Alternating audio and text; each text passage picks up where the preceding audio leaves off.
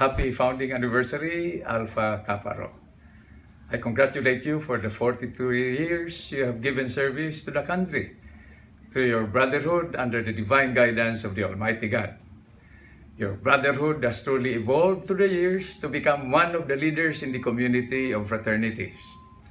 As I laud the 43 years of Alpha Kappa Rho, I also commend your continuous commitment to nagkakaisang kapatiran para sa bayan at kabataan, which has helped promote peace among former rival fraternities, proving once and for all that the culture of violence can easily be replaced by goodwill and meaningful camaraderie.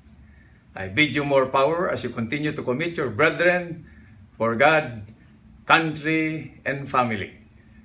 Maligayang anibersaryo. Mabuhay kayo. God bless. Pag-ibig ang alam, nagbabagal na apoy